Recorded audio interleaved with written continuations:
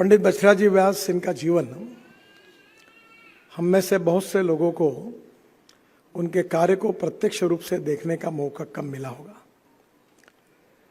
पर मैं उन भाग्यवान लोगों में से हूँ कि मेरी माँ जनसंघ का कार्य करती थी और मैं 5वीं 6वीं क्लास में पढ़ता था। तब अनेक बार मैं गिरीश जी के घर पर बछराज जी को मिलने के लिए माँ के साथ गया हूँ। मुझे याद है एक बार मुंबई के वीटी स्टेशन पर जब एमएलसी थे तो अचानक मैं और माँ मुंबई से आ रहे थे नागपुर, तो उनकी दीर्घ मुलाकात हुई। गाड़ी काफ़ी लेट हुई थी। आज भी उनकी मुलाकात मुझे याद है। एक तो उनकी विशेषता ये थी कि वो राष्ट्रीय स्वयंसेवक संघ के बहुत ज्येष्ठ और समर्पित स्वयंसेवक थे। उनके व्यक्तिगत जीवन में पूजा अर्चा बहुत करते थे। उनके भोजन के बारे में उनका यह नियम था कि वो भोजन विशेष रूप से किया जाता था, जिसके कारण वो प्रवास में भी वही भोजन लेते थे। हमारे धर्म संस्कृति के आधार पर अपने जीवन में उनका एक आदर्श जीवन था। परिवार बड़ा था, एलएलबी के रूप में प्रैक्टिस करने का उनकी जिम्मेदारी थी, पर प्रैक्टिस कम करते थे, समाज सेवा ज़्यादा करते थे।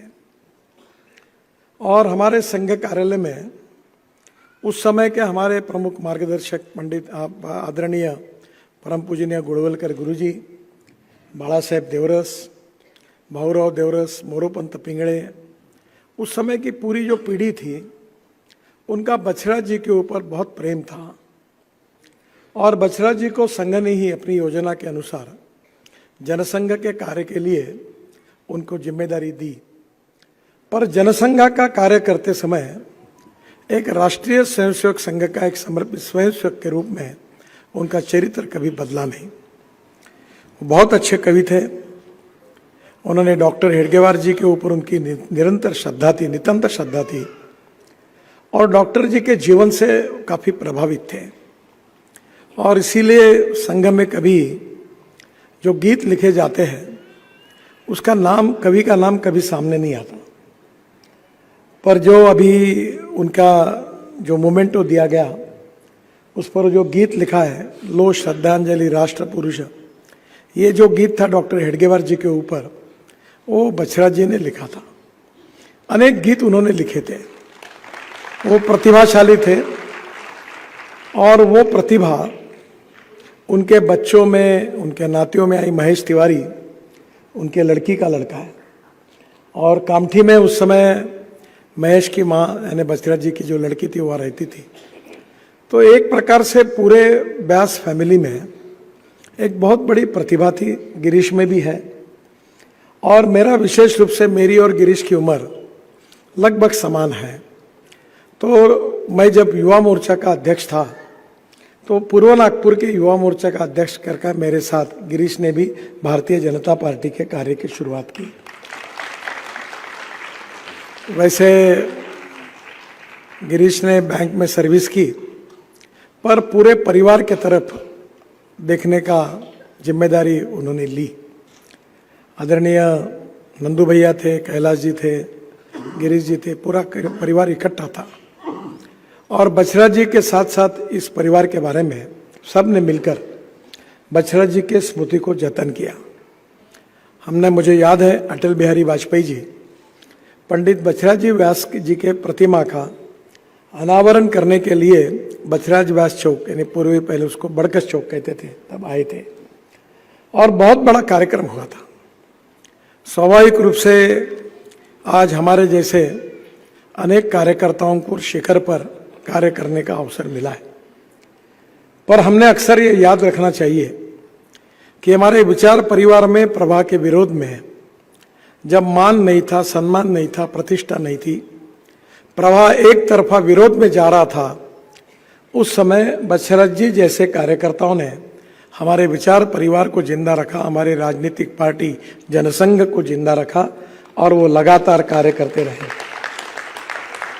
एक नींव के पत्थर के रूप में उन्होंने अपने खुद के जीवन को उसमें ही समर्पित कर दिया। और उसके कारण आज इमारत दिख रही है, पर अगर वो नींव मजबूत नहीं होती और बछरा जी जैसे कार्यकर्ता अगर बलिदान नहीं करते तो शायद आज का दिन हमको देखने के लिए कभी नहीं मिलता। उस समय जनसंघ का कार्य करना विदर्भ में, महाराष्ट्र में और देश में ये बहुत बड़े अड़चन की समस्या का एक बहुत बड़ा कारण भी होता था। लोगों में उपहास था, अपमानजनक व्यवहार होता था, गांधी जी के खूनी इस प्रकार का अपप्रचार होता था, पब्लिक मीटिंग में लोग पत्थर मारते थे और जनसंघ के प्रति इतनी इमेज खराब करके एक समाज के मुख्य प्रवाह के मन में एक इस प्रकार की भावना हमारे विरोधकों ने तैयार की थी कि जिसके कारण समाज की मान्यता तो छोड़ो, समर्थन तो छोड़ो, समाज के नाराजी का, असंतोष का सामना करना पड़ता था। और ऐसे समय किसी भी बात की चिंता न करते हुए बछरा जी पूरे देश भर जनसंघ के लिए प्रवास करते थे। पूरे देश में जनसंघ की बात को लेकर घूमते थे। विशेष रूप से राजस्थान में जनसंघ के कार्य की शुरुआत करने में उनका बहुत बड़ा योगदान था। हरिशंकर बाबड़ा जी हमारे कामठी में रहते थे, बाद में वो राजस्थान के स्पीकर भी बने। तो बहुत से लोग पुरानी यादें बताते हैं, पर इस सब में बछरा जी का एक एडवोकेट के रूप में बार में भी एक उनका बहुत अच्छा प्रतिष्ठा थी। और सबसे महत्वपूर्ण बात ये थी कि जनसंघ का विरोध करने वाले भी विचार परिवार के और हमारे विरोधी विचार परिवार के जो लोग थे उनके मन में भी बछरा जी के प्रति आदर और सम्मान रहता था। और इसीलिए उस समय ग्रेजुएट कॉन्स्टिट्यूंसीज हैं वो चुनकर आते थे। अनेक सालों तक महाराष्ट्र के विधान परिषद में उन्होंने आवाज़ उठाई और विदर्भ क्षेत्र का प्रतिनिधित्व भी किया। हम लोग सब लोग उनको अपने प्रेरणा स्रोत मानते हैं। उनके जाने के बाद मराठी में उनके जीवनी के ऊपर एक बहुत अच्छी पुस्तक लिखी गई। कुमार शास्त्री और दिबा गुमरे दोनों ने उसका काफ़ी संकलन किया था और सुदर्शन जी से लेकर अनेक लोगों ने उसमें बछरा जी के ऊपर अपने लेख भी लिखे थे। और उस किताब का आज हिंदी विमोचन हो रहा है। एक बात जरूर है कि जिसका जन्म होता है उसका मृत्यु निश्चित होता है। और इसलिए हमारे लोकमान्य तिलक ये कहते थे कि किसी व्यक्ति ने कितने साल उसके जीवन को जिया है ये महत्वपूर्ण नहीं है, तो उसने अपना जीवन किस प्रकार से व्यतीत किया है वो ज़्यादा महत्वपूर्ण है। बछरा जी का त्याग में समर्पित जीवन, संघ जनसंघ की विचारधारा पर उनकी निष्ठा, डॉक्टर हेडगेवार जी, परम पूजनीय गुरु जी, बाला साहेब देवरस, इनके सब के प्रति उनके मन में नितांत आदर और एक मार्गदर्शक के रूप में उन्होंने कई भी हर बात का पालन उन्होंने अपने जीवन में किया। ऐसे वो एक ज्येष्ठ और श्रेष्ठ समर्पित स्वयंसेवक थे। मुझे याद है हमारे नागपुर के ही अपने एक स्वयंसेवक बापू महाशब्देव जी ने एक बहुत अच्छा गीत लिखा है। गीत मराठी में है। वो गीत का जो शब्द है, असू आम्ही सुखाने पत्थर पायातील मंदिर उभविणे हेच आमुचे शील। यानी उन्होंने कहा था कि ये देश का जो राष्ट्रमाता का, भारत माता का मंदिर खड़ा करना है, उस मंदिर खड़ा करने में हम नींव के पत्थर के रूप में एक समर्पित भाव से काम करने वाले हैं। ये सोच अनेक संघ स्वयंसेवकों की थी जो डॉक्टर हेडगेवार जी, परम पूजनीय गुरु जी से सबको मिली थी। उसी को अपनी जीवन निष्ठा मानकर, उसी विचार को जीवन निष्ठा मानकर, उसी को स्वीकार करते हुए उन्होंने स्वयंसेवक के रूप में अपने जीवन को व्यतीत किया और समर्पित भाव से, ईमानदारी से जो जो सिद्धांत थे सामाजिक नैतिकता का, उसका पालन किया। मुझे याद है कि विशेष रूप से ये कार्य करते समय अपने विरोधी विचारों के लोगों के साथ भी उनके मधुर संबंध रहे और लोगों को जोड़ने के काम में उनका संगठन कौशल्य बहुत ही महत्वपूर्ण था। उनका व्यक्तित्व, उनका कर्तृत्व, उनका नेतृत्व, उनका समर्पण आज भी हम जैसे छोटे कार्यकर्ताओं के लिए एक आदर्श है। और इसलिए ऐसा कहा जाता है की थोर महात्मे होऊन गेले, चरित्र त्यांचे पहा जरा, आपण त्यांच्या समान व्हावे हात सापडे बोध करा। आज बछराज जी हमारे बीच में नहीं है, समय भी बदल गया है। हमारे जो दिन थे, बुरे दिन थे, वो अच्छे दिन आए हैं, पर अच्छे दिनों में, बुरे दिनों में जिन्होंने हमको खड़ा किया उनको हमने कभी भूलना नहीं चाहिए। और बुरे दिनों में हमारे विचार को लेकर हमारा झंडा प्रवाह के खिलाफ लेकर वो दौड़ते रहे। परिस्थिति अनुकूल नहीं थी, मान सम्मान प्रतिष्ठा नहीं थी, अपमान था, उपहास था। ऐसे समय न डरते हुए उन्होंने अपने जीवन को समर्पित करके उस झंडे को लेकर वो दौड़ते रहे। हम उनको कभी भूल नहीं सकते, उनके विचारों को भूल नहीं सकते, उनके व्यक्तित्व को, कर्तृत्व को, नेतृत्व को और उनमें छुपे हुए कार्यकर्ता को भी कभी भूल नहीं सकते। हम उनको याद रखेंगे और इसी भाव में उनके स्मृति में जो प्रतिष्ठान है वो बहुत अच्छा कार्य कर रहा है। और विशेष रूप से अनेक लोग मिलकर जो सेवा का कार्य है, विशेष रूप से जो दलित है, पीड़ित है, शोषित है, जिसको पंडित दीनदयाल उपाध्याय जी ने अंत्योदय के रूप में जिसका वर्णन किया है, ऐसे लोगों की सेवा करने के लिए प्रतिष्ठान की ओर से अच्छा कार्य भी होता है। मुझे बहुत खुशी है कि इस कार्यक्रम में आदरणीय पंडित बछराज जी को अभिवादन करने का अवसर मुझे आयोजकों ने दिया है।